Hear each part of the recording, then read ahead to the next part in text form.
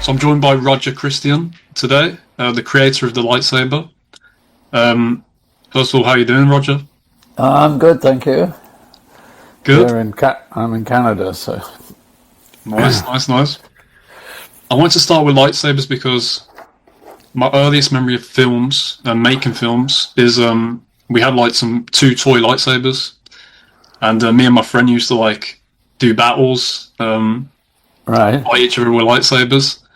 I just wanted to ask you, being the creator of the lightsaber, like, how does it feel to see kids around the world play with these hilts that you brought to George Lucas? I think it's fantastic. It's what when I first read the script and it was a laser sword. I thought, what a great idea, And one of my favourite kind of was King Arthur, and King Arthur's known for Excalibur, and I recognise immediately because when you think of King Arthur, you just think of Excalibur and the power of that sword, and it gives that whole legend its powerful kind of mystic. And I immediately thought, wow, if I can get something that would justify what George wrote in the script, and there was no description, I mean, it was just laser sword, that's all. And George had left everything to me completely to bring to him. There were no instructions, nothing. There was no. We did have 6 paintings by Ralph McQuarrie, and in one of them there's Darth Vader holding a lightsaber, but you can only see the ends of it. It didn't exist, so I had to find everything. And once I'd established what I wanted to do, which was coinciding with George's vision, which was an old universe and used and real, and all my guns were real, I showed him, and stuck together. He left it to me to find, and it's important to know we had no money, so I couldn't make anything. Normally you design it, put it in the workshops, everything would come out the other end.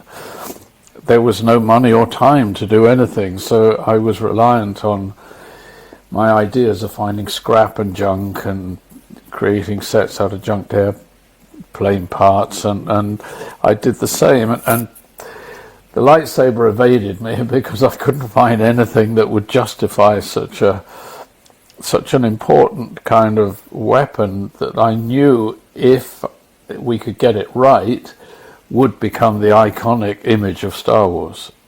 Yeah, so that's the kind of background to that. And then once it was pure luck or destiny, whatever. The Force was working on me because I found, when I got the lenses to stick on the front of my binoculars from this camera store in London, that I knew the manager, and he rented out cameras to movies and things. And when I asked him if he had anything I had to make this weapon, and couldn't really describe it. And in these boxes that he pointed me to, when I opened it up, I didn't see a Graflex handle. I just saw lightsabers. There were 3 of them in the box. And so I would have used them just like that. They're beautiful. There's something that is attractive about objects that, using my imagination anyway, I saw as a lightsaber, but which were functional for something that we didn't understand. Most people didn't know what they were, so you just take it as face value.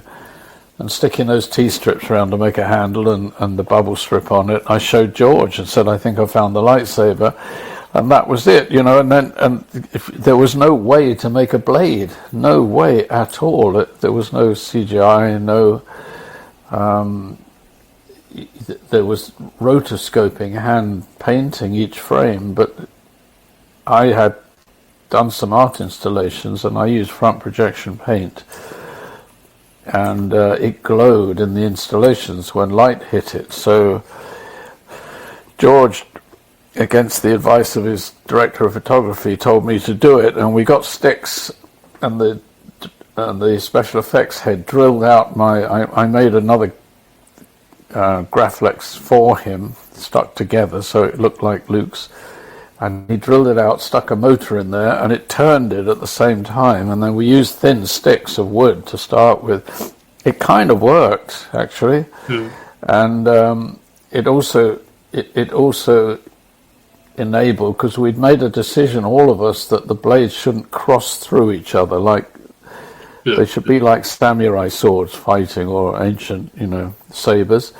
And so it gave Alec Guinness and Dave Prowse something to hit against, because they were very thin, they kept breaking, you could see it on YouTube, but it worked. And then George is very little crew, he was just forming then in ILM, he had a rotoscope artist, and he was able to make them like the blade. And I say all that because I did the whole film like that, and when I wrote the book Cinema Alchemist, I did it more as a mentorship, following what George's real intentions behind Star Wars was, creating a fun story, but underneath were very interesting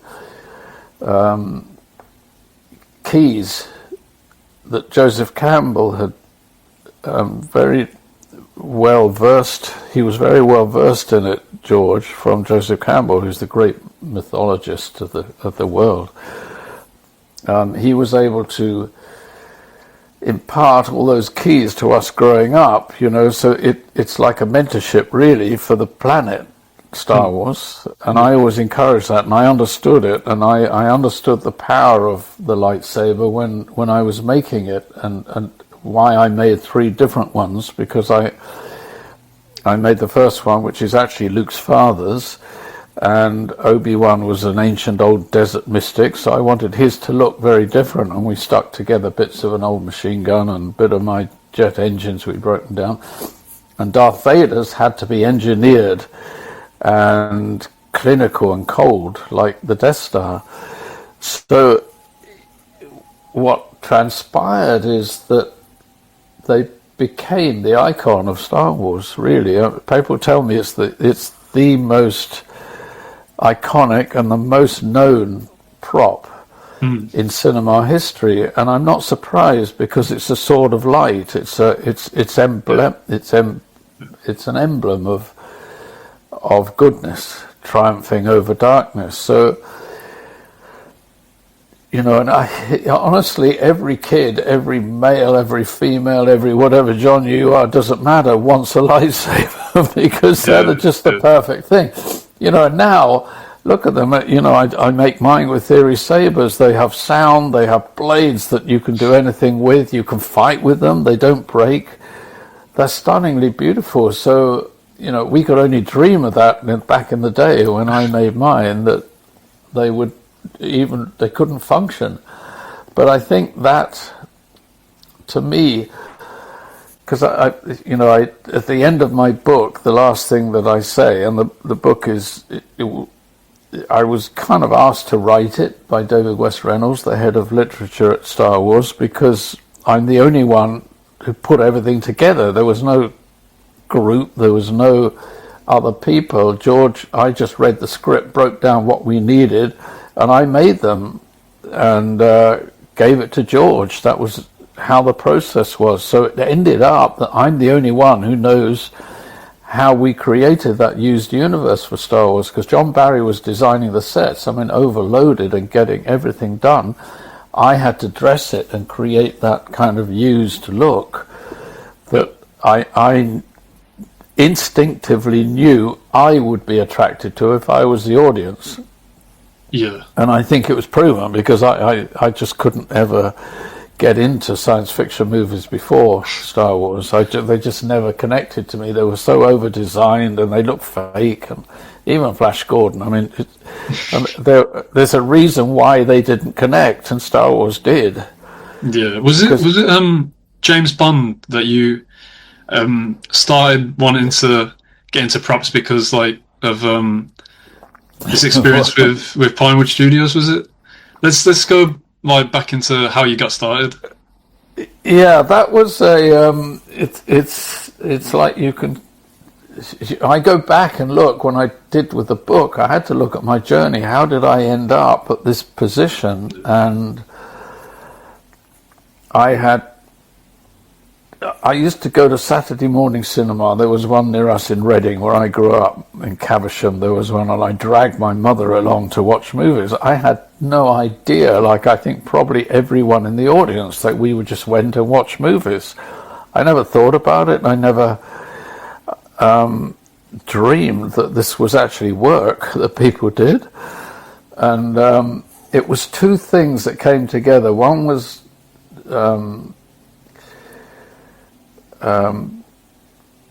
Dr. Zhivago, that I saw. My mate and I went, and it was the first time I ever went into a big London cinema. My mate at art school, when I first started,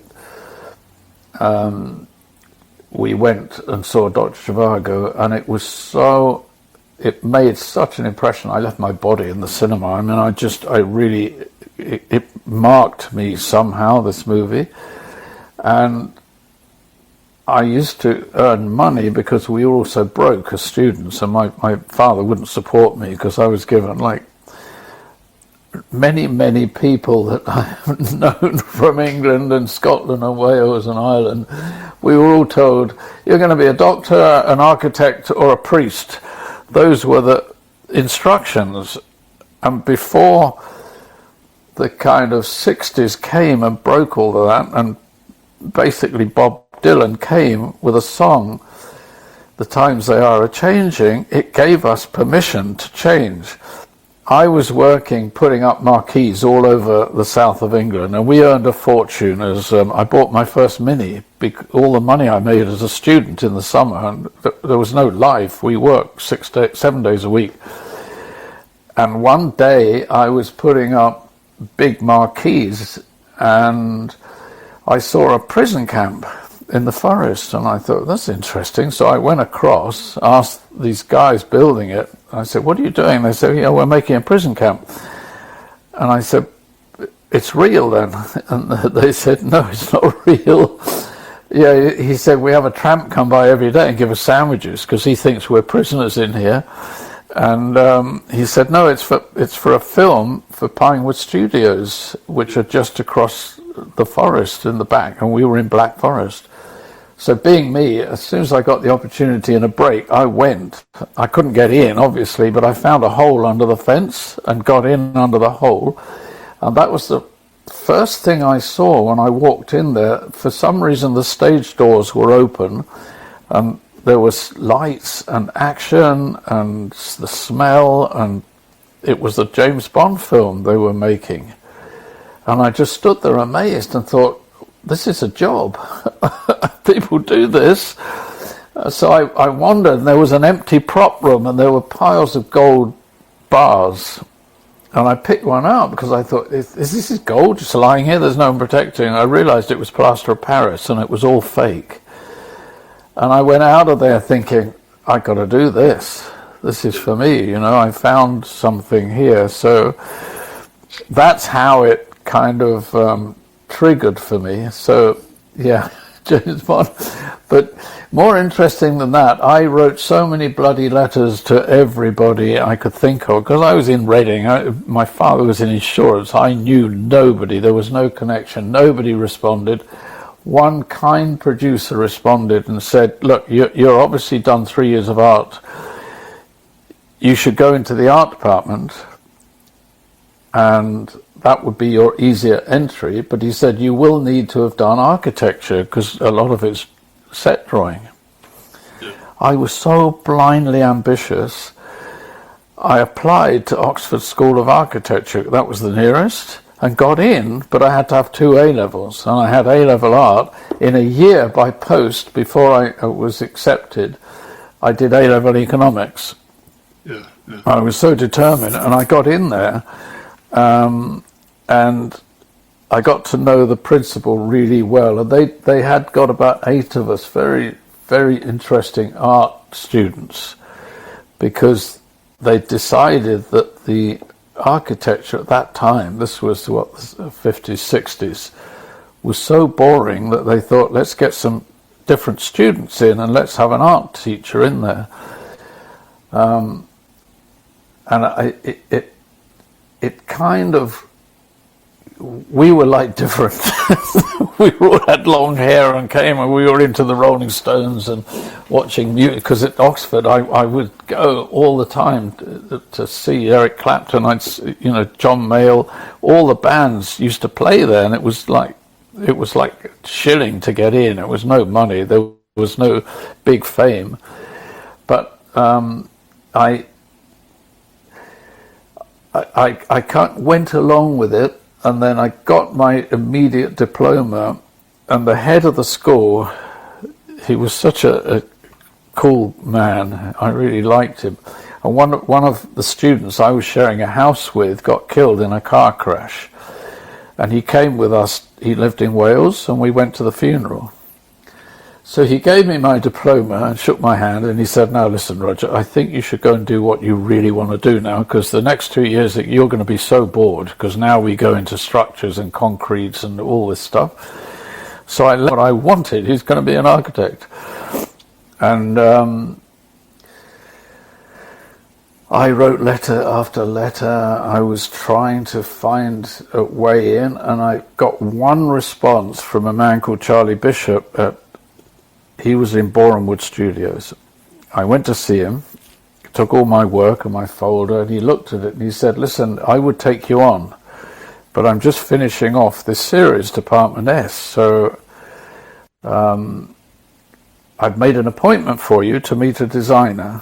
Go and see him in Shepperton Studios." I go there, and this is how destiny works. The designer was John Box, who designed Lawrence of Arabia. He designed Dr. Zhivago. And so he looked at all my work. He closed up my folder and he said, "Yeah, I'm taking you on, but if you're prepared to make the tea." And I said, "Of course, I'll do whatever you want." And the English drink tea. That was your role on Oliver, was it? Yes, that was Oliver, yeah. So he was only just starting out, but I became the tea boy because it was a massive art department. Oliver was a huge endeavor. But John, he kind of gave me the key for my journey through the film industry, because he said, closed my folder, all my work. He said, "This is all great." He said, "But listen to me. You're in the desert. You've got a bottle of green ink in your pocket and an airplane next to you, and the director and producer arrive and they're going, 'This is fantastic, works. Can you have the plane red by tomorrow morning?'" And he said, "You either do it or you talk your way out of it with an alternative." That's the film industry. Yeah, I was going to ask kind of like, you've went into directing as well, and we'll go on to that a bit later, but what's the attitude to you at the time from directors, and kind of like, how was it working under like quite a stressful environment for these directors like George Lucas? There was quite a lot of pushback on him, wasn't there, by the British crew? And like, what was it kind of, how was the approach to you, and kind of like, is there any advice for like young directors where this is how you should speak to your crew, this is how you should speak to your art department, because that's what gets the best out of you? Well, I think, I was trained by John Box, and like in those days, it was all suits and ties, and I would go every weekend to the art cinemas in London. I watched every European master, everything. My favourite, Kurosawa, and Sergio Leone, all of George's favourites, as it turned out. And we were inspired by them. And so I was constantly told to get a haircut, to buckle under. You'll never make a career like this. You go on the drawing board, and by the time everything's taken out of you, you'll become a designer. So I would have none of that. I mean, I'd escape and go and look at the sets, because I learnt everything I ever learnt from John Box. That if you'd watch Oliver, the canals, just stunning, everything he designed in that film, I would be sent back to the office. You're going to be fired. And I followed a career. I went into television because I was offered. They were closing down the old Rediffusion, and it was becoming ITV. And it's one of the places I'd applied to. at the end of Oliver, and I got accepted and said it would be a 6-month contract with a designer. I was literally told by everybody in the art department, except for John Box, I have to say, but everyone else said, your career's over. You go and work in television. We don't deal with television. These are the attitudes that are part of what I'm going to answer your question, but they're all part of it. I went there. The designer was doing a period TV series, and we were on location to start with in Item Moot, and I'm down there with him. I had about a week and a half with him, and then he said, listen, I got to go back because we have to do all the sets. Can you take over? And I was immediately with the director making sure this filming was good. And so I learned from an early age, and I say this to everybody, anybody working in this industry, it doesn't matter. Trust your instinct. Your instinct will never let you down. And I did, and I thrived, and I loved it, and I worked with the director, and whatever they wanted, I got done, and I was offering stuff. And I think that carried through. I worked with a young designer from the BBC who was also very unusual because the BBC trained them young, Philip Harrison, and he and I did some really experimental movies. Final Conflict, a Moorcock film.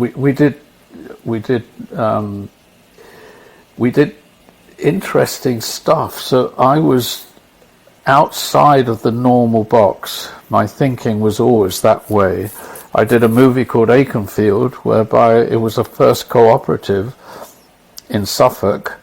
We got paid the minimum you could be paid, but we were part shares in the movie.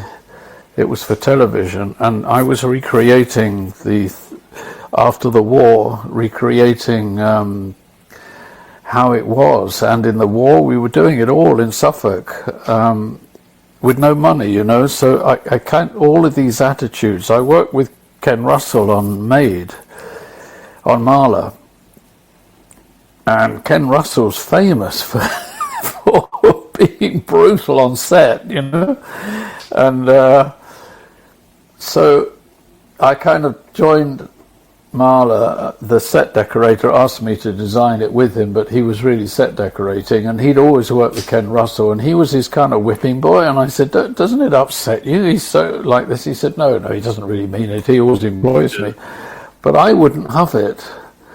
And I solved. No designer had ever been able to put. He loved polished floors that were mirrored. He always had them in his movies. I worked out how to do it, and I solved it. And I did stuff, didn't say anything. And I think all of that kind of gave me, and I was still young when we did Star Wars, and having met George, who was a kindred spirit, we were like students, honestly. And because there was Fox would not commit to the movie with the budget, it meant that John Barry, myself, and Les Dilly, the other art director, spent 4 months with George in a tiny studio in London working out how in the hell to make this movie with no money. So we became friends, and George and I shared exactly the same vision, and George was famous at that time. He never spoke, didn't say anything, he just worked and got things done. I understood. I didn't need somebody explaining to me, look, I want a lightsaber, can you make it like this and do that?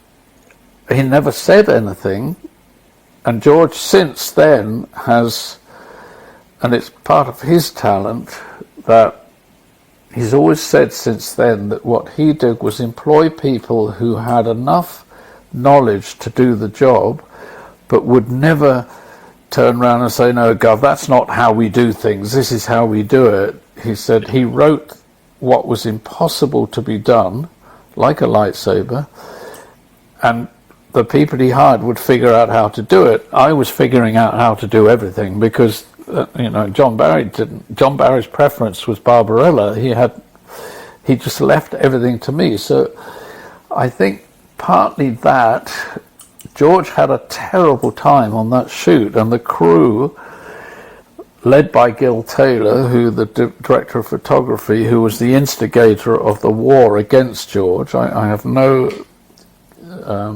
reason to hide it anymore. It's become known now. And I witnessed it on the first day of the shoot. And we all thought, great, this man did, the DP did the Beatles film, he did Polanski's early movies, he did Dr. Strangelove. George, being an independent filmmaker, and he, after all, he might have been quiet. He was the opposite of what the British thought an American film director, loud with a megaphone, all of this. George was like a student dressed in one pair of jeans, a Prud short and tennis shoes, and that was it, and never said anything. And on the very first day of shooting at the Death Star, the Sandcrawler. And you designed all that, didn't you? Did you? Yeah. Yeah. Created the look of it. Yeah. John Barry designed the actual set for the Sandcrawler, and then I had to make it look old and used and real, and put all that stuff in it. And I designed all the robots and everything that went in front of it, and I had to get all that ready.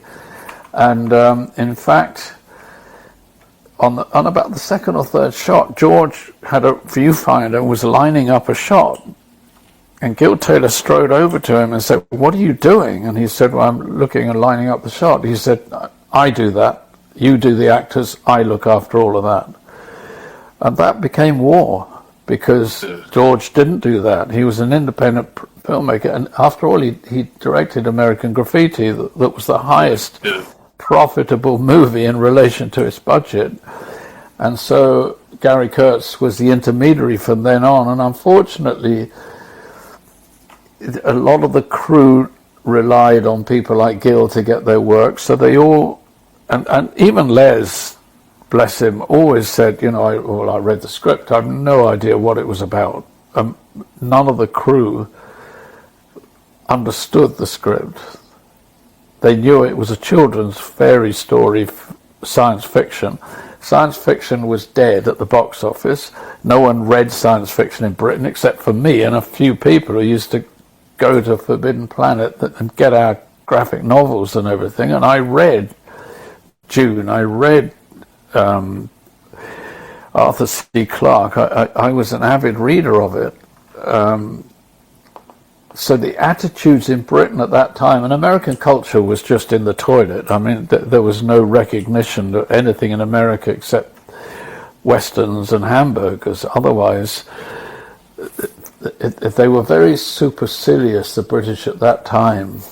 They were felt they were the center of the universe and they were the best. This was a pervading attitude from everybody. That attitude just collided with this film coming along at that time that nobody had any belief or faith that it would ever work. They just thought, this is not going to. And seeing me getting old guns and sticking bits on them, they thought they wanted to get me fired. They thought it was absolute crap that I was doing. And you won an Academy Award for it? Yeah. And funny enough, we all did except for Gil Taylor. So karma kind of played its role then. But I think, George to this day said only 5 people stuck by his side and got that film made, and it was me and John Barry and the 2 art department who were not the creatives. They got it made. So I think, and again, I at the end of the book, my Cinema Alchemist book, the last line is, "Don't let anyone tell you you can't, you can." And it's like to inspire people. So, it's basically about your earlier question about lightsabers. I have absolute joy now that, unlike any other movie, fans go out, seek out what I used for all these props, find them and making them themselves. So they're all discovering talents they probably never knew they had. And this is, to me, is worth so much. And every time I see a lightsaber, I think it's great, Yeah.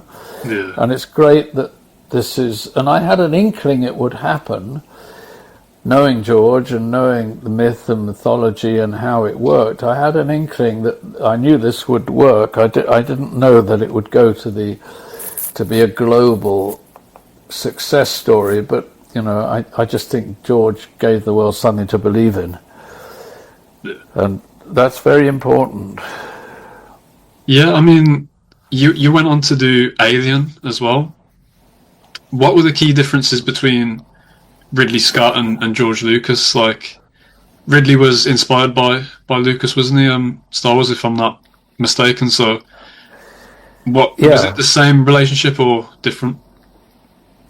No, it's exactly the same. They were both, George never played politics. He just got his head down and worked. They were insulting him in front of me, in front of the crew. He just never said a word. He just got on, and Ridley was the same. And they both were determined to make what they wanted to make, that they knew would work based on that script and based on very different visions. That George wanted a film for 12-year-olds, a fantasy, but look real, and Ridley wanted a space truck for adults because it was an R-rated film. And again, a destiny struck, because I was designing Life of Brian, and the producer read the script and cancelled it on the spot, said it was blasphemous. And that day, I got a call from Ridley saying, "Are you free? Get down to Shepperton right now, I need you." And nobody knew how to do what I was doing, which was buying airplane scrap and junk and making stuff like that. So he said, "Can you make me a space truck?" And the designer, Michael Seymour, had done all of Ridley's commercials, so he was familiar to Ridley, but he had no kind of inkling for science fiction. He didn't understand it. So Ron Cobb, who's just brilliant, along with Giger, Ron Cobb drew up the vision. He was there all the time, and I think, that Ridley said to me right at the beginning, because Michael Seymour had already constructed the wooden skeleton of the Nostromo throughout 2 stages in Shepperton. They took the doors down and it went, because Ridley wanted that claustrophobia. You went in the set and you were in it. Yeah. And the designer had hired this young kid who was just convinced him that he could do what I did.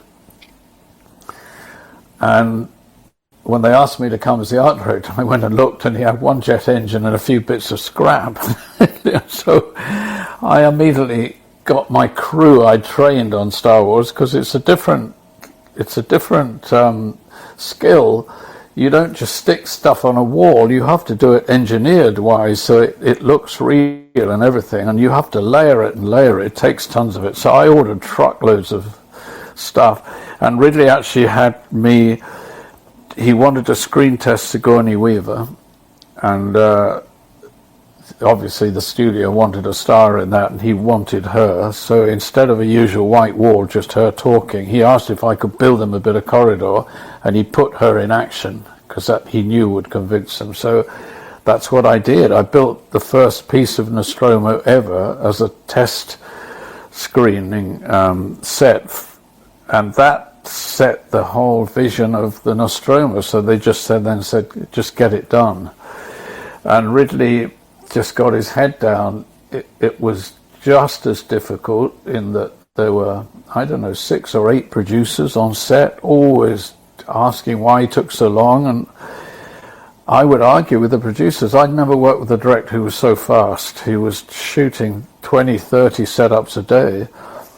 And because he had the ship and he built in the lighting very cleverly, it wasn't like each one you had to go and reset up everything. He was able to shoot with a camera, most of it handheld on his shoulder, these heavy Panavision cameras. He shot most of it, giving it that, and it's interesting you ask that, because he made it like a documentary. George always told me, I'm not making a science fiction film, I'm making a documentary. And that, I think, was very similar to the both directors, and both directors became friends with me because I was just doing what they wanted without being told, without being asked, and having an understanding of what was required. You went on to do Black Angel as well. That was commissioned by George. Was that because of that friendship that you had? And how did you approach directing, having worked with those two previous directors and obviously Monty Python as well? Because you wanted to change after getting those 3 big roles on the set. Yeah. You wanted to go into directing, didn't you? You saw this as an opportunity to direct. I knew with those 3, and I was being offered films to design everything and some amazing stuff, and I knew, okay, I got to break it. I actually applied for film school, the British Film School, and got in, and I went there so that any offer that was coming, I was able to turn down. I said, no, because I was, the advantage there, even though I was a kind of veteran going in with students who, and at those times, again, most of those students, you had no reason to be there. I think they'd just chosen something but had no instinct for filming.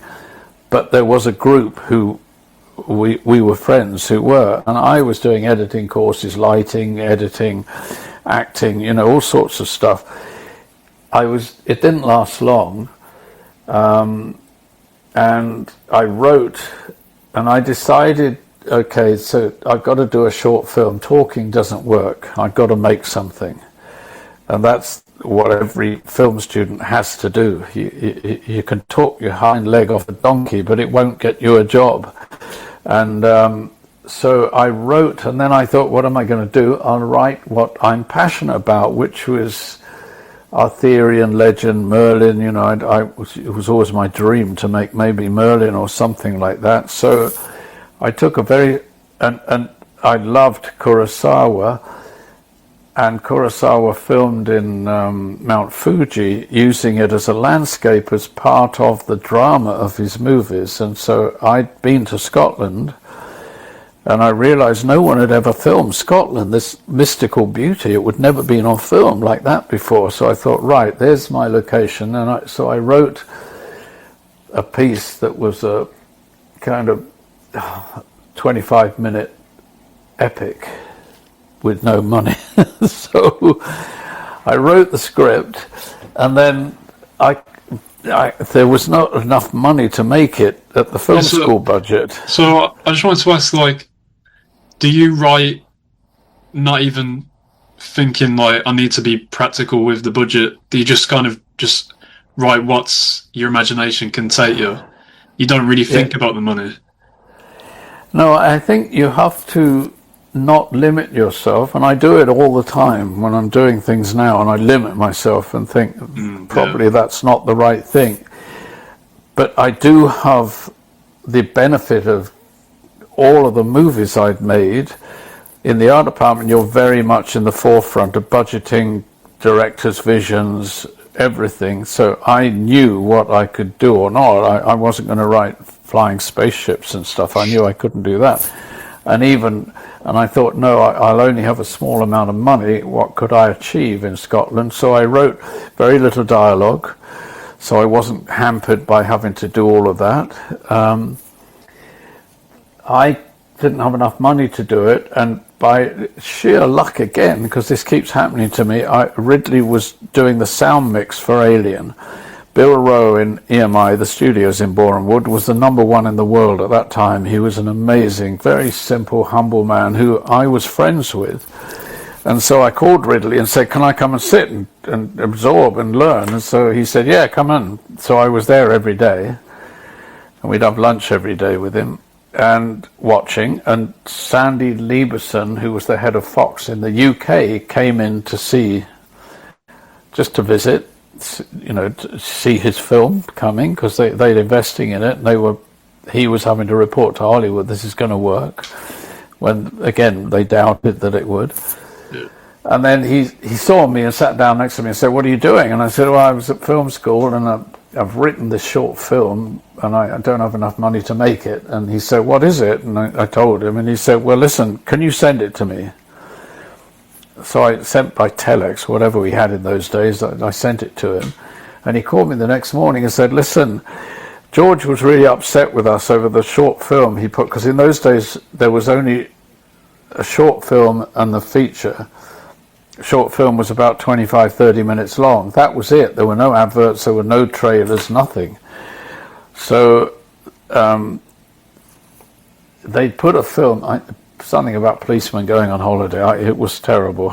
And George said it was alienating his audience. And the British government at the time had a thing called the Edie Fund, and they gave £25,000 to a director to make his feature debut, like a short film, if a film producer that was having a film released in the UK would say, I will tie it to my film. So he said, listen, we've chosen about 5, because George said, there is that funding there, find me a script and get it made. And he said, we've chosen about 5, but we're not really sure about any of them. He said, would you mind if I sent this to George? So it was sure nothing to do with me or working with him, anything. So he sent it to George, and he called me 2 days later and said, George called and said, let Roger make this. It's exactly the tone of what Star Wars is. And then he said, and just let him make it. I don't want anyone interfering with it. Just let him go and make the film he wants and finish it. I will be the first one to see it. Yeah. So I got £25,000, which would enable me. I had a crew of 9. I got cameras that they gave me on special deals because I knew all the people by then, and my entire salary that I should have had went on horses, because I needed 2 trained horses to be taken from London up to Scotland.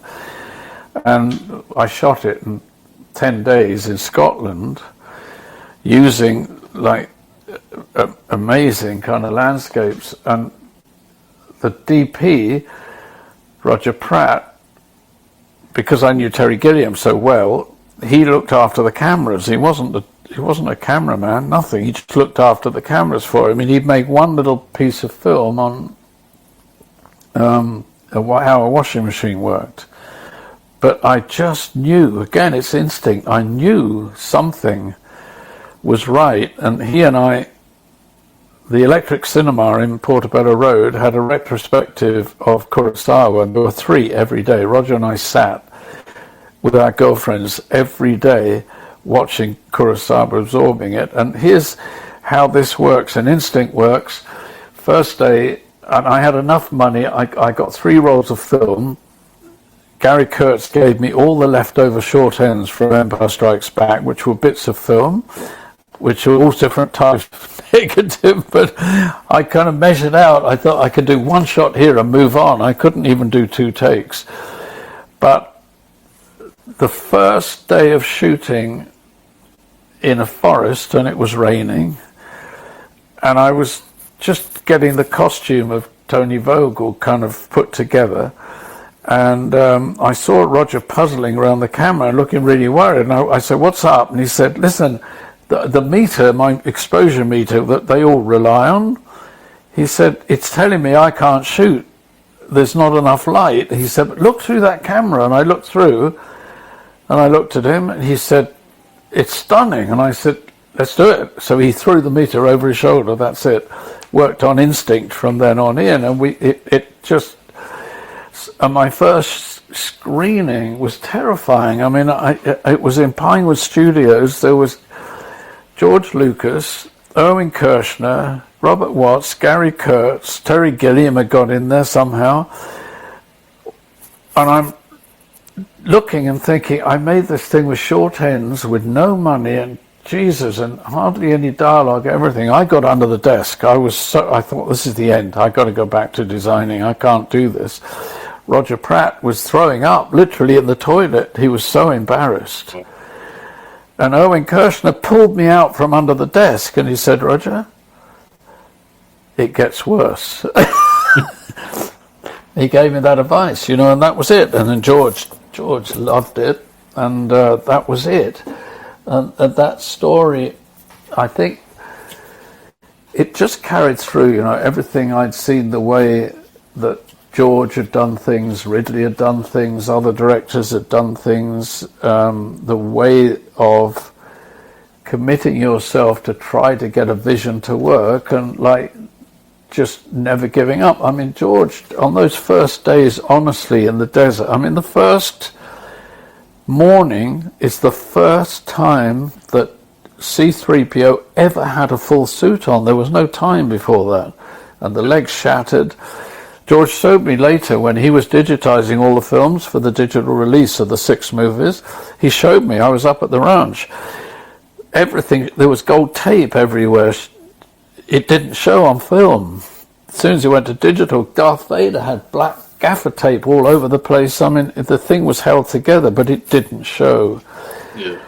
And George, I mean, the R2-D2 crashed on the first shot. We made a secret lightweight fishing wire to pull it with fishing line, with a lightweight one that we kept secret, and because we knew the radio control wouldn't work. And from then on in, all the 3-legged versions we pulled with fishing wire on Star Wars on the first one. George, there were floods, the crew were not friendly, but he just didn't give up. He just quietly, solidly dug his heels in and got whatever he could out of each shot. And I think that's, you know, this was the greatest film school for me that I could ever go through. And I saw the same with John Box getting everything done, and Oliver being made on a huge scale. But there's never enough money. There's never enough time. Yeah. And I had absorbed all of that. I was lucky. So when I made my first film, I knew what I could do within that time. I was able to storyboard it, and I knew I could only take one take. I didn't get bogged down thinking, oh, is that right or not? Yeah, it looked good. Move on. Yeah. I knew. And I also, my inspiration for Black Angel was Frank Franzetta's painting The Death Dealer. I loved his art, science fiction art, and there was a rainbow in the shots. And I told the editor this, Roger. I said it would be fantastic to have a rainbow, and he said, "Well, Roger, that's special effects. We can't afford that." So the day I first shot the Black Angel in a forest, it was raining in a forest. The sun was breaking through the trees, and we had one smoke machine. I was able to put smoke in everywhere, and that, you know, Ridley Scott, smoke is everything. I learned again how to use it, and we had a telephone box in the middle of a field that Roger and I would go with our pennies, stick it in the slot, and call Alan Strawn, the editor, who was in London. And then he said, "No, it looks fantastic. I can't tell you." He said, "How did you do the rainbow?" We thought he was taking the mickey. And I said, "Yeah, ha ha, thanks." He said, "No, I mean it. There's a rainbow right round the Black Angel." And we thought, until we got back to London, Roger and I went to meet him in the studios where we were editing, and there was a rainbow around the night. Accidents happen, you know, and there are things that, and I worked it out. I looked and I examined the film, and there was a drop of water from the rain on the end of the Black Angel's staff, and it had refracted. The sunlight hit it, and it had caused a rainbow in the lens. So, you know, you have to be open to gifts that we're given as filmmakers. Yeah, for our sort of like aspiring filmmakers, I guess the message is kind of like, just put yourself in there, and then obviously those things can happen. And you speak about like the nerves that you had, probably the stress as well, but you know, it all came about in the end. And speak about the Return of the Jedi as well, because you did a second unit directing on that. How did that come about? Well, I from doing the Black Angel, then I realized, because I got put down by the entire film industry. David Putnam looked at it and turned to me when he came out and said, "You should go back to art directing." And again, you have to be. Ridley always says you've got to have nerves of steel and you've got to be tough in this business, because most people then would have shrunk away and gone back and believed it, and I didn't believe it. I just thought, no, you didn't get it. And so I thought, screw this, and I was still at film school, and I thought, I'm going to do an acting piece. That's what I'm going to do. And Paramount, the head of Paramount, Ian Scorer at the time in London, had called me into his office and said, the Edie Fund is finished. There's one left and we've got it. We all love Black Angel. Would you direct the last one and make something for us? And you have a bit more money. We'll put up a little bit more for it. And I found this young producer, Lloyd Phillips, at film school, and he and I got together because I said, why don't you produce it? And we came together with our choices. I had 3 Hemingway stories I thought I could adapt. I walked into his house and he said, here's a cup of coffee. I don't want to hear what you've got. I'm not going to tell you what I've got. Read this. And I read this little story called Dollar Bottom, about this kid in Scotland who wanted to be chairman of Lloyd's. And I said, this is amazing. We have to do this. He said, that's what I thought. Okay, I'm going to send you to London, because it was written by James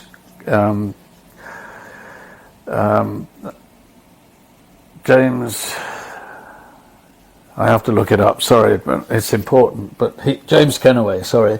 He wrote Tunes of Glory. He was one of the finest writers of Scotland.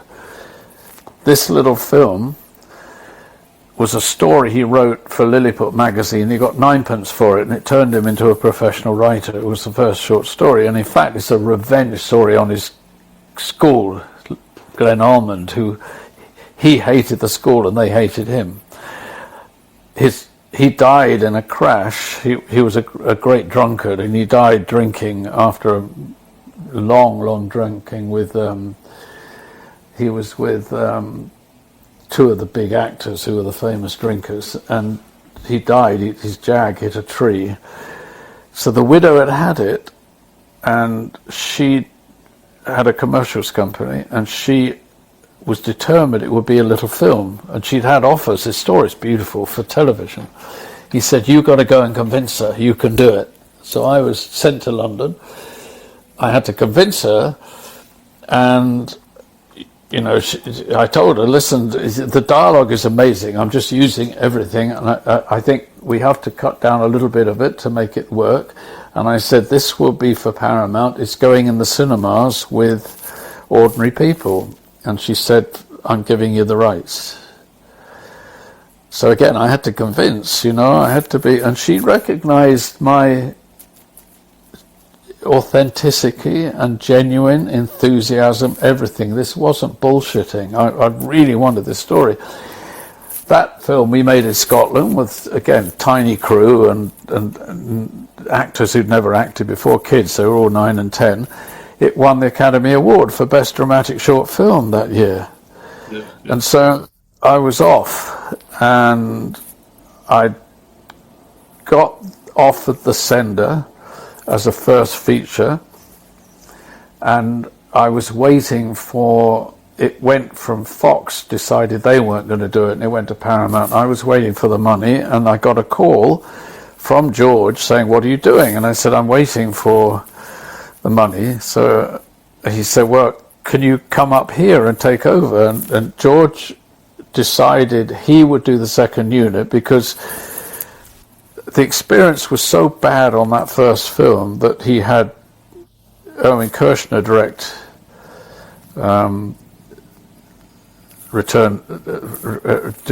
the second one. Empire Strikes Back. Yeah, Empire Strikes Back, and Richard Marquand directing Return of the Jedi. And George was doing the second unit himself. He realized that, because Empire Strikes Back is actually an adult film. That's why all the adults, it's their favorite, but it's not George's, because he's for 12-year-olds. That's what he makes his films for. So he decided he would spend more time with Richard Marquand on the first unit. And so because of Black Angel and because of Dollar Bottom, he knew he could trust me to go and take over. So I went and took over second unit on Return of the Jedi. I was there for 6 or 7 weeks. And it was, you know, I walked in, there's a massive scene towards the end of the film where a part of one of the spaceships that gets hit, and they have a part of the engine comes smashing through the windows and into the floor. I took over when I walked in. There were 6 cameras set up and 2 levels and stuntmen. It was a huge sequence, you know. I just walked in and took it over. I'd absorbed what I had from everybody else, from Ridley, from George, from other directors I'd worked with, and so I just took it over and got stuck in, you know, and I did some amazing stuff on it. I was really happy. Yeah, I've heard that the Ewoks was that part of you. Yeah, no, George loves the Ewoks, and I understand why kids love them. So, of course, all of the party scenes at the end, he gave that to me and said, he just filmed the Ewoks. He said, I want you to do the party and do all of this. I had Jim Henson with puppets in Little Nest dancing. Warwick Davis, it was his first movie, he was about 10 or 11. I was bossing him around, telling him to do somersaults and dance, and I went on and on. I kept doing it, and I kept saying, can we now do something else, George? And he was going, no, I know what you're doing. I did 10 days of Ewoks. And I did a lot of other cool stuff. I actually shot Harrison. They couldn't schedule him in. When he falls out of the carbon freeze, I got to shoot that with Harrison because I knew them, you know. We'd also become friends on the first film. And was it more enjoyable then than the first one? Would you say? Yes, because George had, you know, he had the biggest hit in the world with the first Star Wars, and so everybody then thought, wow, he knows what he's doing, you know, and he's a hit maker. So by that third one, and you know, Richard Marquand was a very accomplished director. He was very good, and so they were then the third in a series of very huge money-making franchise that has started, and George didn't have to fight anybody. He didn't have to say anything or do anything. He just wrote it and had storyboards now, and that, you know, in each film it was arriving, the CGI was going, everything was appearing now that he'd envisioned doing the first one, but everything was there now. There were kits to do whatever he wanted, and so it was a much different experience. Yeah, but still the same. He had the film set up like independent filmmaking. Even on Phantom Menace, when I directed the whole second unit, they asked me to do half of the film, basically, because that film was a 20-week budget shoot, and George would only had 12 weeks to shoot it, which was impossible. So I did half the movie, and we had 2 crews side by side. But it was only George and Gary, and by then it was Rick McCallum, and he was really the only one on set. There was no outside interference. Why are you doing that? Why don't you? Will this work? You know, none of that. George was able to just get on, and people did it. They were revered by then of what they were working on. So, you know, again, it goes back to instinct. You've got to be true to your instincts. Yeah. And George Lucas is obviously known for, like, where you say, like, we owe, like, modern cinema to him, in a way, and, like, with those prequel films, what was the key differences with those ones, with, like, the CGI and stuff? Was that a completely different experience? Yeah. I mean, even on Phantom Menace, I remember once I was on one stage, the big stages at EMI. He was on one, George. I was on the other one. the entire stage was blue screen everywhere you could look, but there was a piece missing. And I called Rick McCallum and I said, Rick, we need some more. He came over and he said, for God's sake, between you and George, you've got all the blue screen in Britain. What do you need? And I said, look, through the camera, that we have to have that bit missing. And he got it for me. That was the difference, you know, that he could do stuff by then and not have to worry. Even never did many takes, but if he liked one take with the young Anakin, he didn't have to try and get it right. He knew he could take his head from one and put it on the other take. He could do all of that stuff, so the pressure eased off. And I think, but George, and I say this, and this is for every student ever, George never wrote special effects. George wrote a story, and every film George ever wrote couldn't be made. Even Star Wars could not be made. R2-D2, there was no way to make it work. We figured out how to make one work, simply. And every single story he's written, the story couldn't be made. And he got people who figured it out, you know. So people, you know, it's an easy thing. Oh, I'm going to write this. Oh, I'll do CGI there and do this and that. That's not how you think about it. You think about a story. Because every successful film on the planet is story, as it is with books, literature, everything, art, you know, it's story. And so now the toy box is open. And in just reference, I went with my elder son, we went to see, on Sunday night, I went to see Holy Mary. And sitting in the cinema, right when they have now the sound, they have an animation for the sound for, and I turned to my son and I said, you know, the cinema experience now that we have, we owe entirely to George. The editing, the CGI, he pushed that, the sound technology he pushed to get the experience better for the audience of what he saw in his mind that we should be having. So we owe not just the movies to George, but the experience of cinema as well. It all came from him. Without ever seeking praise, without ever seeking, oh, look what I did, nothing. And I tried to follow the same kind of path as him all this time, really. Yeah, you've got some Clone Wars helmets in the background. Yeah, that's my. I got a 12-year-old, and that's his. He's like, he grew up without knowing what I did. He just knew there was some things around and stuff like that, posters, and then it actually came through school, like everyone was on Star Wars and everything, and then it slowly dawned on him that what I had been part of all of this, and then I took him to his first Star Wars event, and he thought he'd landed in paradise. I mean, there was also he was into Pokemon.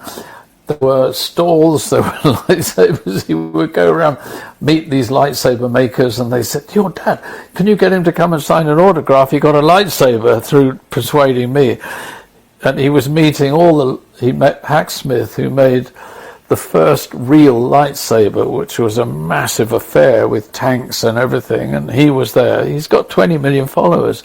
He was then 10. He said, "Dad, you've got to meet this YouTuber because he knows them from YouTube." Yeah. And so, yeah, those are his. So he helps me, and anything I get for autographs, he takes the money and he goes off and he bargains, and I'm teaching him how to bargain, and he's buying all these helmets. Nice. I bet you got loads of stuff, like the original lightsabers as well. You have that stuff? I've got the original Graflex handles, and then the ones that I put together, yeah. There's a few things. Yeah. Because the Clone Wars is like the era that I grew up as a kid. So you said like about George Lucas wanting to make the films for kids. You've got like a kid of your own. Like, how important is it for kids to see these films, in your opinion? It's very, very important because and I'm nothing against religion, but they're not connecting anymore to the world, and we need it. We need myths. We need stories. People aren't reading so much now. I mean, the whole thing had changed, and in my opinion, George gave the world a myth, a legend, for the cinema age, which is the big audience. We're not now stuck with campfires and having to listen to stories, and things like that. So the values that we absorb growing up, George instilled. Luke Skywalker is a fantastic story. It's the hero's story. It's the story of everybody on this planet. Doesn't matter your genre or anything. It's that the kid from a farm, with being brought up by uncles and aunts, with a yearning, and then finding a mentor, and then becoming the hero. So he's fulfilling his own destiny, not somebody else's, his. Everybody, it doesn't matter if you're going to be an accountant, if you just approach it like it's a terrible job and you're unhappy all your life, you're never going to be happy. But if you approach it with a kind of passion of love of what you're doing, that's very much needed now, because the world is YouTube and TikTok and Instagram and all of this. It's instant gratification. They're looking, and I think it's subconscious. These things which George buried in Star Wars, which are in all the myths and legends, there are subconscious elements. Buddhism is a prime example of it, and George is a Buddhist. There's subconscious that the Buddhism tells stories, and through telling those stories you're absorbing a way to get through life from being a child into teenager, into manhood, and up to the end. These are very important, that we need, the planet needs, and I think that's why. I mean, I meet hundreds, if not 1,000 people now going to these events and stuff, because I've realized I have to now, because I'm the only one who can tell the stories, and George can't do it. I have to be the one to do it. I don't think anyone ever that I have met and talked to said, Star Wars changed my life. It's very, very important. It's why I take it so seriously, and why I'm heavily pushing people to understand what this is, because I think it's we all grew up. The environment that you're in is how you're going to evolve. It's your parents, your environment. We're lucky we're not in war times, but we're not maybe in a starving village in Africa, but everything affects you the way that you're growing up. It's always by external keys somehow that you find the way to find yourself. And that's my key ingredient to any storyteller, whether it's literature, painting, writing, whatever, is find yourself and find your own vision. And this again comes down to instinct. And to get there, you have to meditate, you have to go inside, you have to get rid of the external elements that are all negative, including the mind. Every time you sit down with, oh yeah, I'll just sit here. Oh, why didn't I do that? Why should that happen? Why did he say that to me? Yeah. The mind is full of all of this negative stuff. You have to learn how to get rid of that. And I think Star Wars penetrated, you go to a village in China, there's a Star Wars doll. It's penetrated the world. And as I said, I think it's given something to believe in, and it's not an accident. It's just he was somehow put on this planet to give hope, and that's what it's about, and the philosophy of George is contained in that scene in Return of the Jedi, when he doesn't kill Darth Vader, which is what he should have done story-wise, or Darth Vader didn't kill him, and he puts the lightsaber down, and it's the end, it's compassion and forgiveness. That's what George is all about, and that's what these are about. It brings balance to the Force, and that's really the end of George's 6, even though he made them in the different order, but that's the end of Star Wars. He would have gone on much further if he'd continued with the last 3. Yeah, I wanted to move on to the more modern stuff, because in the Clone Wars, there was a 2003 Clone Wars and there was a 2008. I don't know how familiar you are with the 2 series, but the 2008 version, it has like quotes before the episode that can kind of like, it's just a good messaging. And one of them is never give up hope, no matter how dark things seem. And then the episode will play and it will kind of relate to the quote.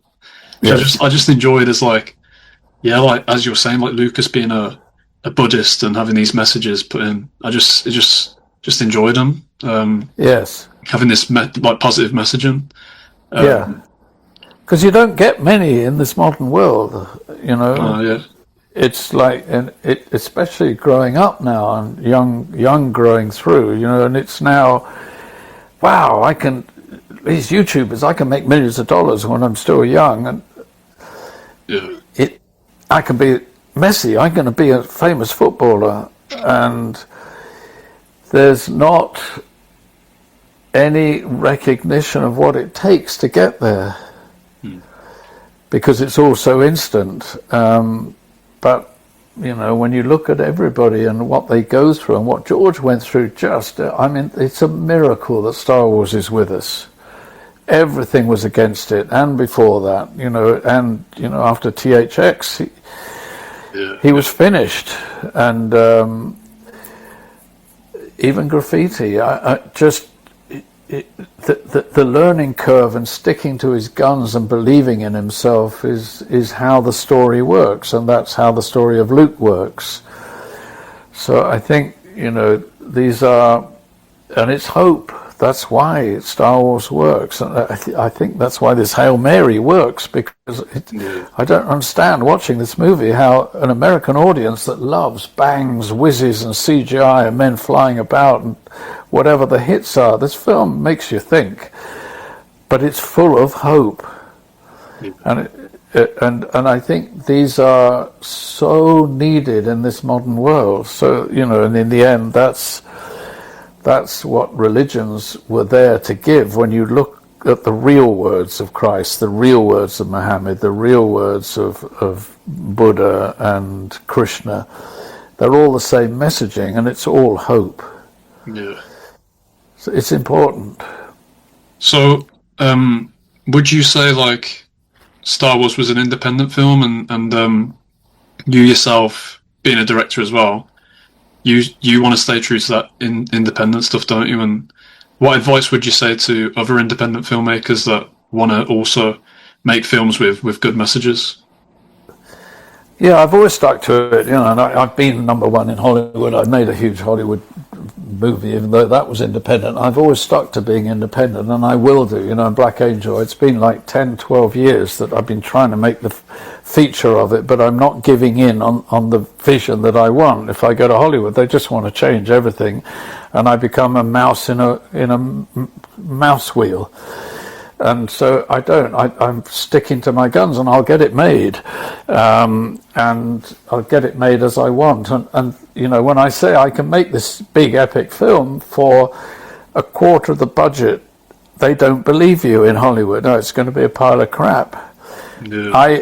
When I was talking with Rick McCullum one day when we were doing Phantom Menace, because I said, really nothing's changed. The attitude, there were families on set and everything, and it was just a quiet George who's making his movie. And he said, Roger, when we started, it was $110 million, which was, George could finance that himself. And he said, I put it to all the studios and said, we may have to come to Hollywood this time. Can you send me budgets? He said, every single one was $400 million. That's why I value the independent, you know, and the film, probably I'm better known for, which is my favorite, is Nostradamus. Yeah.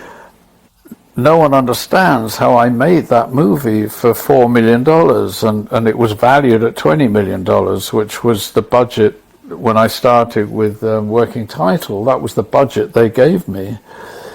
And we made a bigger film. It wasn't smaller by taking a massive risk and going to Romania right after the revolution, but it was medieval France, the look of it, and going there, I made it for $4 million, including all the actors, everything.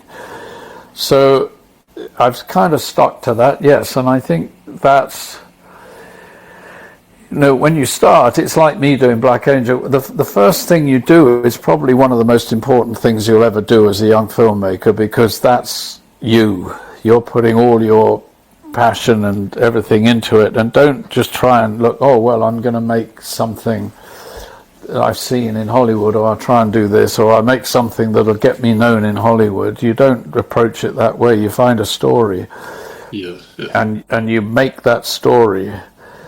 You'll never get another chance again. Like that. So you try to put everything into it, and it doesn't matter how long it is. You now can make them in an easier way than I did. You can even film now on an iPhone. It's good enough to make movies with. So it's more important. It's the story that matters. Yeah, exactly. I have many questions for you. But one of the questions I have with your films is, like, do you have any say in who's casted in the films? Like, you had John Travolta in one of your films, didn't you? He cast me. Yeah. he cast me. He only told me the story afterwards, that he talked at great length to Quentin Tarantino about making it. And he used to put directors up to Quentin first for his advice. And he told me this the first time I met John Travolta, and he said Quentin turned everybody down until your name came up. And then he said, he's your director, John, because he loved The Sender. I never met him, because John thought I'd met him, and I said, no, he put us together. John put just me and such Quentin a massive together. fan of films, isn't he, Quentin? Just Huge. a massive, yeah. So when he saw The Sender, the studio had completely gone down on me on it. They got it in some small cinema. He took people every night to see that film. Yeah. And he told me then he was working in the video store. He recorded it off television. When they put in the video store the rental version, he realized they cut it down. On his own money, he got a little editing place with his own money, and he was only a video store working there. He edited it back into what I'd made. And so when John Travolta, I was asked to dinner with my manager, with John Travolta and his producer, and I went because John was the biggest star with Tom Cruise at the time, and I thought, you don't get these chances very often. And John hugged me when I first met him, and he said, that's for Nostradamus. I realized you're not afraid of actors. And he said, we've called George Lucas and talked about you. And George had said, because he was making that film independently with an independent financier at a quarter of the budget that it should have been in Montreal. And he said, George has said, you're the only director that could do it. Yeah. So that's how it came about, and so I had to do it. I mean, it's pressure from John Travolta to go and do it. I think, the key to everything on movies is casting. And I've always hung on to that. I've worked with always really good casting directors who aren't just there to throw out whoever they're famous, whoever they know, who seriously look at the movie. I don't do readings. I don't have them go in rooms and start trying to do scenes, because you get nothing. If you're not in the atmosphere and everything of the movie, you don't get anything out of it. And why are you looking at them if you're not believing they're actors? Because actors can act. That's what you pay them to do. And so, and I really learned this on The Dollar Bottom, the second film I made, and this is key to everybody and every young filmmaker. This story is told through 10-year-olds. I was in Scotland, so I hired each actor to type, because I knew they'd never acted before. And I recognized, out of all the boys I was meeting, I recognized the ones that had a spirit and could do it. And I put them into the categories of who the character was. So they weren't having to act out that character, they could just be it. And the lead boy, Taylor, I'd seen a boy who he just was the character. He was exactly right. I had one of the top casting directors in Britain who'd chosen a boy who was trained in theatre who could act. And the night before we had to make the choice, because I was starting, she was on the phone with me saying, you cannot risk it. You've got to take the boy who can act. And I was saying, but this other boy is the character. I know that and everything. She said, you can't risk it. And she said, you've got to make that decision. You've got till midnight. And I went with my instinct. And we got an Academy Award for it. And so casting is, and honestly, when I did Underworld, I had Joe Mantegna, who's one of David Mamet's actors. And Joe, I'd got Dennis Leary. He was already attached when I came on board, and Dennis wouldn't commit because he didn't like the ending. When I read the script, I said to the producers, the ending doesn't work. And they said, what would you do? And I said, I'll write you out at what it was. And they said, can we send this to Dennis Leary? And I did. They put me on the phone with him, and he said, are you going to do that? And I said, yeah, of course. I'm in, he said. Is Joe in? Because he really wanted to work with Joe Mantegna. So they organised a lunch for me with Joe. So I'm sitting at lunch, we're chatting. Joe's very easy. He's like, it's just wonderful, wonderful, easy man. And then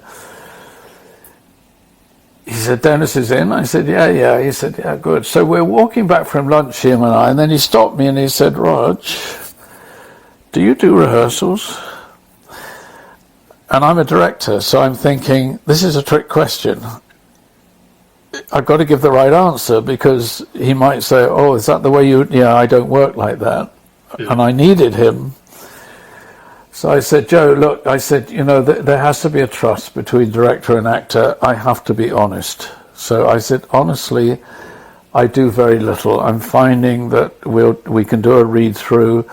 We can do a bit of rehearsals, but until you're in the environment and it's all there, and I've cast correctly, he said, good, Roger, we don't have to do rehearsals, do we? And I said, no, you don't, Joe. I said, no, you're an acclaimed actor. So I said, okay, David Mamet, he's David Mamet.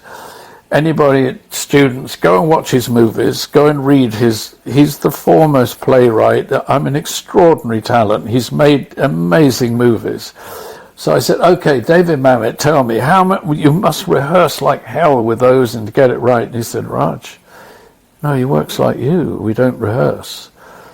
And I said, you don't? And I said, well, how many takes? He must do a lot of takes. This stuff is, he said, Raj, he does 2 or 3 takes. Raj, he said, the key, he casts actors who can do the rhythms of his language, who he knows can perform what's on the page. He doesn't have to tell us what to do. And that's the secret of casting. When I was doing Nostradamus, the very top casting director in Britain, she was just wonderful. She cast all of David Lean's films. I mean, she's the number one. She was casting with me. And I already had Checky Cario, the French actor who I knew from the French films, and I wanted him in it. And that's partly why we withdrew from the big $20 million budget, because I knew I would have then had to have gone and had a Hollywood star playing it, and I wanted Checky in that lead. I knew he would be Nostradamus. So we and the financier, through my friend who was part financing it, was a British, I'm not going to say his name, but he was a British financier. He was rock and roll. They did a lot of stuff like that. He financed Lawnmower Man, I think it was called, the science fiction crazy film. Yeah. Made a lot of money out of it. Yeah. So he had me and Joyce, the casting director, to the office. Bigger desk, he's behind it and everything. He said, right, he said, so the lead, this Checky carrier, no one knows him. He said, I said, what are you trying to tell me? And he said, we're going to put in Michael Crawford in the lead. Mm-hmm. And if you look up Michael Crawford, he was famous in television for being a soppy kind of weird, funny lead. He had a famous catchphrase, something I can't remember, whatever. So I'm looking at him, think, where are we going to go? Joyce Hurley, very, very proper dame. I mean, she's very well dressed, everything, right? She said, are you serious, Ed? He said, yes. She literally pulled the desk and tipped it up on him and said, F you, Ed Simons, I'm out of this. And I followed her out. Oi, come back. He was going, come back here. What, were you really serious then? And I said, yes, we're serious, Ed. I'm making a serious movie, not a joke. And so he then said, all right, I'll let you have Checky, but I want Rutger Hauer in the film. And Rutger had done The Hitcher. He was big and famous. And I said, listen, I have no problem with Rutger Hauer. And I said, I'll offer him Henry, which was the bigger part. He said, that's fine. As long as you put him in the movie, you're okay. Everyone else is okay, right? I sent the script and a note to Rutger, and they came back and said, would you mind if he called you? And I said, no, of course not. So he said, listen, Roger, I want to play this monk. And I said, but that's a very small part, Rutger. And he said, no, you'll understand. I've done a film with Olmi in Italy, and I've had a revolution and a revelation inside me and everything. He said, and I look like the mystic monk, and I just feel him. I want to play that part. So I said, I'm fine with it. And it just worked out. He turned up in Romania. We were already shooting. I'm in this terrible town. There's no food, nothing. And he turned up looking like a mystic monk with hair down here and a beard and everything. He had a little portable typewriter he brought. And we had dinner and we talked. And then he said, listen, would you mind if I rewrote the part? Because I feel this monk. See, most directors would have said, absolutely not. You know, this is the script. You've got to do it. And I've got producers and everybody. And I knew with this, the producer was my friend, who was a famous theatre producer and everything. And he would never worry. So I let Rutger do it. And honestly, he came down in the morning with this wine-stained, coffee-stained piece of badly spelt paper. Was magic. I can't tell you, because this monk had been beaten up. He was brain damaged. Rutger understood that, because when you have a conversation with Rutger, it doesn't come out linear. You have to learn how to deal with his way he thinks. And he always said it was his finest performance, he thought, when he played this. So I think casting is everything. You know, on that, there's a film about your life. Who would you cast in that to play yourself? Me? Oh, God. Wow, that's a difficult one.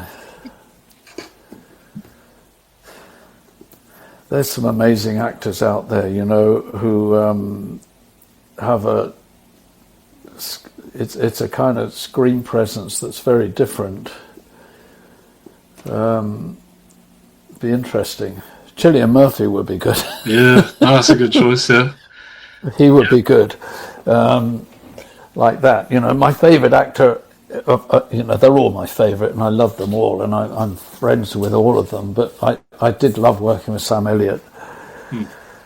He was such a kind man, and honestly, if the apocalypse comes and I'm having to be stuck and I've got to walk across America because everything's gone, I choose Sam Elliott by my side to walk with me. Nice. Nice. Well, you've got the Academy Awards, obviously, but you won a Lifetime Achievement as well, is that correct, in 2020? I did, from someone. Yeah, it was it was at the time of the Oscars, and a producer who wanted me to make a boxing movie that was really interesting. He sent me to China because it was to do with a Shaolin Temple fighter and a boxer who was stuck and couldn't transcend where his stuck was, and his best friend was a Shaolin Temple. He sent me out to.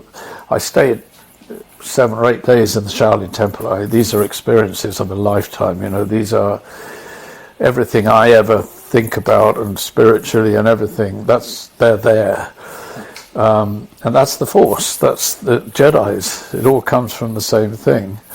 And that producer, he did a function every year with a lot of people, and he gave awards and everything. So I got an award, and Cassius Clay, his wife, second wife he'd met, who gave him all of the sayings and met him when he was down, and brought him back up. She got one as well with me. The two of us, we were at the same table. It was very interesting, me talking about, she came up with that dance like a butterfly, sting like a bee. She was coming up with these things that he did. So he gave me this Lifetime Achievement Award. Where do you keep them? Where do you keep all your awards and stuff? I'm still very British, you know. You have to hide it. You can't. Everyone, when you look at old footage, all the actors who won them, they'd always ask in the press, "Where's your Oscar?" And they say, "I keep the toilet door open." That's all you were allowed, because if you ever, they would tall poppy syndrome. You know, they cut you down. So it's not like a bragging thing. No, not at all. They're just, you know, I just live by working and doing what I have to do, and you don't think about the prizes. And I watch the Oscars now, and it's gone. They used to be given for great work in each department. It was honoured and cherished, and who did. And nowadays, nothing to do with the work. It's like, you know that a science fiction film has still never won an Academy Award? Yeah. There's still a prejudice against it. You can't count Lord of the Rings is a fantasy. But other than that, it's never been allowed. And, you know, I always asked George after Phantom Menace, when he was accused of being a racist and all sorts of stuff, and he said, "Roger, I never read reviews because it's nothing to do with what I do. And if you read a good one, your ego gets fluffed. And if it's a bad one, you feel terrible." So he said, all that matters is just getting on with the work. And I think that's the way that I approach it, the same way as he does. Well, it's an interesting, one last thing. Yeah. When I did The Sender, you know, it was put down by the studios. I had a horrible time. Horrible. I thought it was the end of my career and everything. And it was chosen by Claude Chabrol to open the Avoriaz Film Festival. I only found out this by accident. I went. It was the opening film. And because of that, I became friends with Mad Max George Miller. And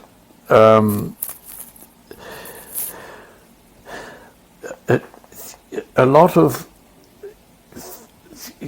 there's kind of a, you know, in all the bad stuff that's going on, and people who you recognize, like George Miller. I mean, he loved Black Angel, and I met him later in Australia. I had lunch with him, and he gave me a copy of of Hero with a Thousand Faces by Joseph Campbell, and he said, "You've never read this?" And I said, "No." And he said, "Well, you read that, you'll understand what you did with Black Angel, because he took Mad Max is exactly taken from Joseph Campbell, the three parts of the hero's journey."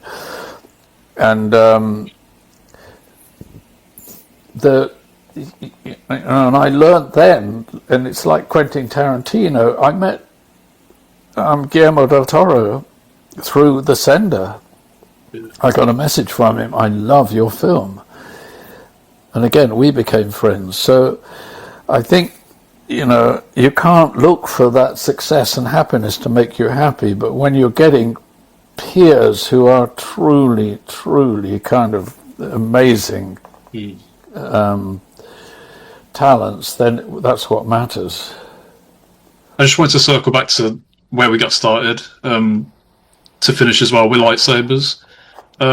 You've created your Star Wars Fury saber. Yes.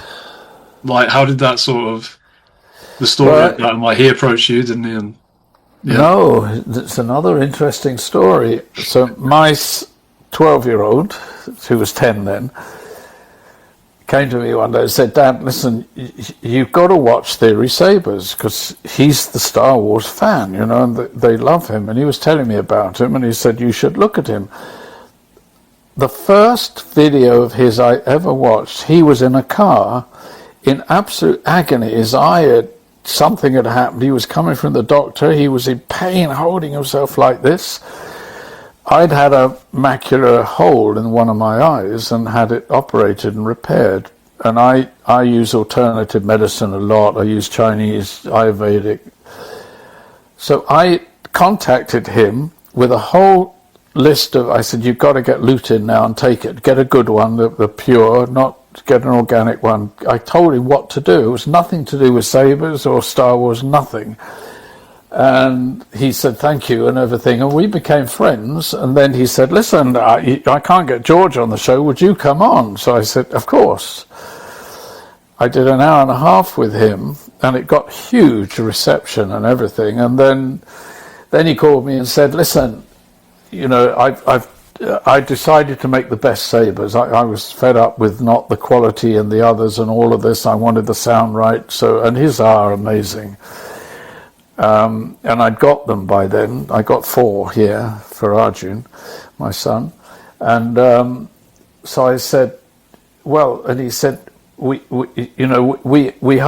I'm family with Lucasfilm, with George. I can do what I want. They know I'm a gatekeeper. I never denigrate it. But Disney is a different matter. So I'm very careful about, they know me and they accept everything I do, but I can't do commercial stuff. So I'm very well aware of that, and so is Nia. He's very careful with what he does. He said, "But we could do an origin based on your first lightsaber." And I said, "Okay." So we got it made, and I was always doubting it and said, "I don't know what's going to happen with this." And then he said, "I'm going to make 200. And I said, "Are you sure? They're never going to sell." And, all this stuff, because they weren't expensive when I look at other sabers, but it's still expensive. They sold in 3 hours, the whole 200. Yeah. So I realized, and we did it numbered, and it was a limited edition, so we can't do more because it would be unfair to the people who bought them as collectors. And so he then said to me, "Is there something else you want to do?" And I said, "Well, listen, I only did the first film. I've always in despair about," and he's a dear friend of mine who was a set decorating Empire, Return of the Jedi. He got Oscars for doing beautiful period films. He should never have been doing science fiction. So I'm always still upset over what he did to my original lightsaber by putting rivets in the handle through the T-strip, because that makes it human. It's a mystical weapon. And even having the bubble strip, by then he had a budget. He could have reproduced the bubble strip, but he put some cheap computer board in it. It's really upset me, because that went right through Star Wars. That became Luke's. So I said, what really annoyed me, and I said, I'm responsible, but I had no money to do the Darth Vader's lightsaber. But I chose the MPP flash handle, so I didn't have to make one, and it had the look about it, and that went through. And then I said, when I was on Return of the Jedi, I noticed that it was different. They told me that all of the lightsabers that we had made for the first one got stolen at the end of Empire. So this set decorator had to come up with a new one. Well, then if I was set decorating, then I would have the money and the time. I would have made, the moment I saw him on film walking into that corridor, that iconic look, I thought, wow, he deserves a better lightsaber. So I said to Nia, I would love to do my own version. I would call it the Father. He said, do it. So I designed that. That's out now, and we've sold a lot of them. It's very expensive, but it's so beautiful, this thing. It's heavy, and I always wanted red light in the handle and everything. So I've just finished today the design, because he said, you've got to do a Return of the Jedi one. And I said, well, that's difficult, because when he lost his lightsaber, had his hand cut off, this same set decorator just gave him Obi-Wan Kenobi's. I said, I would never have done that. You don't do these things. You have to approach each weapon that the character would have, Yeah. So I said, I have an idea. I can't change that, but I think when that climax of all of the saga comes, and he puts his lightsaber down, and Darth Vader, and they reconcile, that moment where they reconcile as father and son, and that's what Star Wars is all about. I said, to me, he would have burnt that lightsaber, and when he burns Darth Vader on screen, I think he would have got rid of the past to heal. So I think he then would have to have, he was then a Jedi Master, he would have to have a lightsaber. So I've made the one that I think he would have made on Endor. Yeah. So that'll be our next one. Cool. Amazing. Well, thanks for your time, Roger. And not at all. You've got a podcast of your own as well, a YouTube channel you're starting. Yeah. So looking forward to hearing more stories. And I have a proper team with me. We have a Patreon site, which is growing, and YouTube, and then I can go into all the philosophies of Star Wars and Alien and everything. There's a lot of I've learned over the years, which I would like to implant to students and other people, because people want to hear my stories. So we're doing that now. So that's all happening, and I think doing the lightsabers means I can do it, and get this into, because Star Wars isn't going away, it's growing bigger and bigger, and we'll see what's going to happen now, but it's interesting times.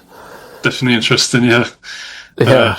Look forward to what Disney can do, because I'm definitely more of a fan of the previous stuff before. Yeah, everybody is. I mean, even the people who grow up in the era as they're young and they're growing up with the prequels, my son is included, and he's been to see them all, but when they see the originals, there's a certain spaghetti western kind of honesty about them. They're organic, and I think that'll come back now with a vengeance. So we'll see. Yeah.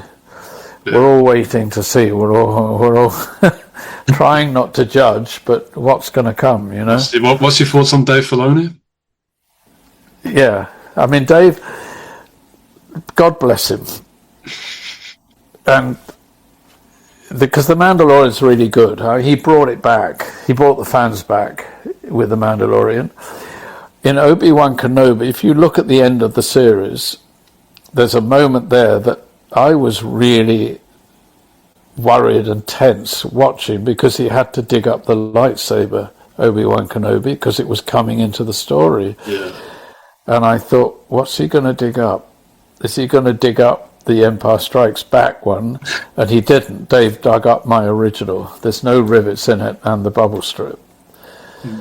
So I owe Dave a lot for his kind of passion for what George did, and to bring back all of that. And I think he brought it back in The Mandalorian. So now we'll see where it goes. I mean, times have changed. We're not all stuck doing the same thing. And George never did that. Look at the 3 films. First one's in the desert, the next one's in an ice planet, and the next one's in a forest.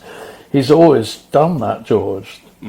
Yeah. The last 3 just stuck in a same universe and didn't really. They were great movies that JJ did. Those 2 are fantastic filmmaking, I think, but there's nothing innovative. He had to bring the fans back. So, I like George's innovation, that he would bring such a new elements to each one, and I think that's important. Yeah, like, just on the new ones as well, Gareth Edwards did Rogue One. I think you're a fan of that one as well. I just bring him up because he's from Warwickshire, so that's where I'm from, sort of thing. Oh, so right. It's kind of cool to see him. No, we're friends. We're friends. You're friends of Gareth Edwards. I've finished a documentary which gone way beyond the book, and everything is in there, and I'm telling the stories, and you meet people behind the carpenter who made R2-D2, the manager who found me the Graflexes. I mean, all these people, all of these are history, right? So I really wanted. Guillermo offered, so he's interviewed throughout because he's very erudite about it, but the one person I really wanted was Gareth. And he's given me a lot of material, and it's 2 hours, 20 minutes fan special, or it'll be broken up, but he's the kind of key to each chapter. And I always say to this day, I want to see his original, because I would love to see what he did before she changed it. And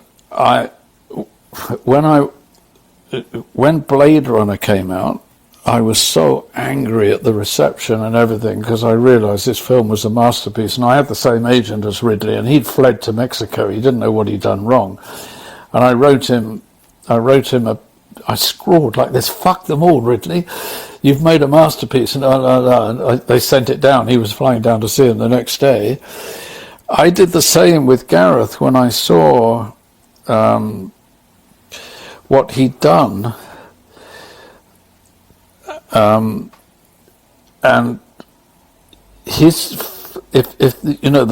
the really accurate kind of vision of AI and the future and robots and everything are in his movie that he did, and it made enough money to cover its cost, but it was never applauded or acclaimed. And you know the one I'm talking about.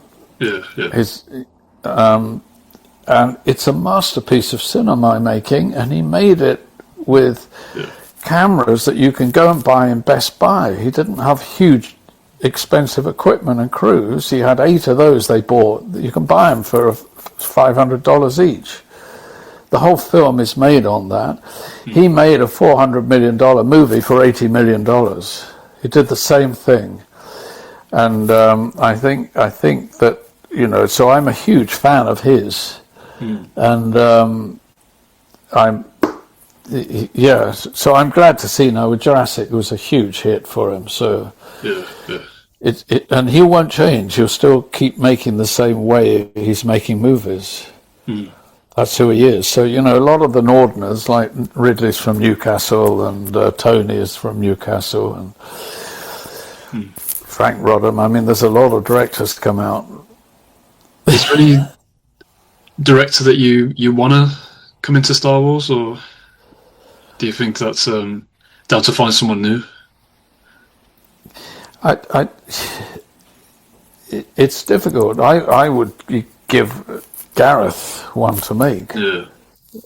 With he was doing the little small television kind of movie compared to all the other big ones, but every fan I know says that was their favorite, Rogue One. Yeah. So I would give him one for sure. Definitely. Yeah. Yeah. Coming out or opening this year, the Lucas Museum. Do you Yeah. have much insight into that? And is there going to be things from that you created in that museum? A few, but George sold to build that museum, and he really wants the young and the old of America to go back and look at art and how important art is. So it's only a small part of the museum, Star Wars. He's got a massive collection of modern artists, of posters, cinema posters. He's got thousands of them, originals.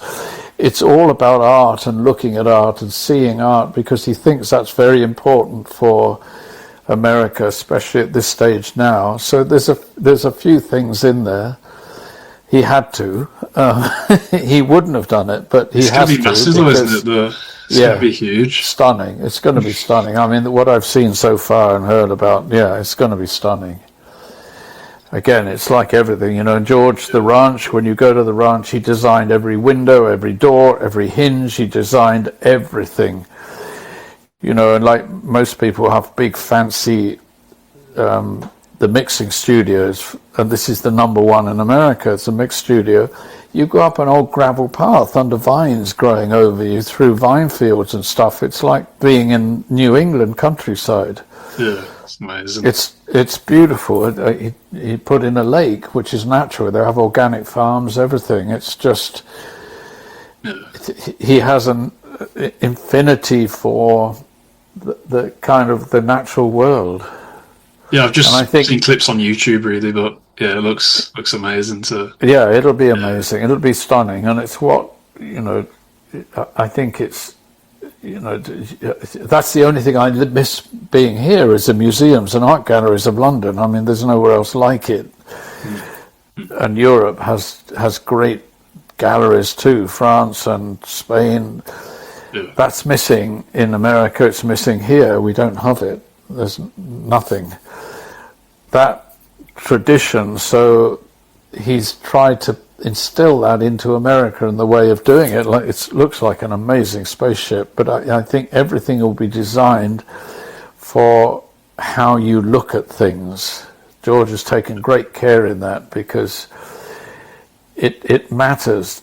Maybe a lot of the modern world wouldn't be so happy in a stuffy old British museum, the art galleries and stuff. But he's done it for like he did with Star Wars. He's done it in a way that should bring in a modern audience. Yeah. Well, thanks for your time again, Roger. And not at all. Is there any just closing bit of advice for my target audience? I think would be people starting out getting into filmmaking. So, what's like the most? Obviously, you've already covered a bit, but what's like the quote that you'd probably like to say to some people? I think what Ridley says as well, that as he said, it's tough, and it's tough and hard, and you've got to be resilient to that, and you've got to fight your way through it, and you'll make it if you approach it that way and be dedicated to your storytelling, to your craft. Alan Pakula, who is one of the great American directors of all time. When I was at the Avoriaz Festival, George Miller, they all came down to me and gave me hugs and said, what you've done with the Sender's amazing. And Paramount execs were all there looking in shock, they were hating the movie. And Alan Pakula asked me to lunch. And he just looked at me and said, was it hard to make this movie? And I said, does it show? And he said, look, I'm directing Sophie's Choice. He said, the money's fallen out. I haven't told my actors. I'm on the stairs every night trying to get the money back in. And he said, just, you have to be very thick-skinned. And I always tell students, if you're trying to get over this wall, it's a brick wall, and you've actually worn your fingers down to the bone, and you're still trying, and people are kicking you in the ribs with jackboots on, and you're going to go, I'm going to get over that wall. And I said, you'll make it. And once you get there, if you've got talent, that's a bonus. So it's as I said, it's find your voice, find your instinct. Meditation's the best thing for that. Just go inside, see what comes at you, because it'll be there. Avatar is based on a dream. He had a dream about that, and the whole thing is based on his dreams. So I think, just do it. You have to just go and do it and get it done and start making things. It doesn't matter how. And the rainbows will come out as well if you just put yourself. Yeah, that's what happens. Cheers, you have to be open to it. Yeah, it's all there. The points of destiny are all there for us, just like Luke. The problem is most people don't recognize when those strikes of destiny happen. And if you recognize it, you take it. And most times it'll be when everyone's telling you, don't do that. Yeah. And you do it.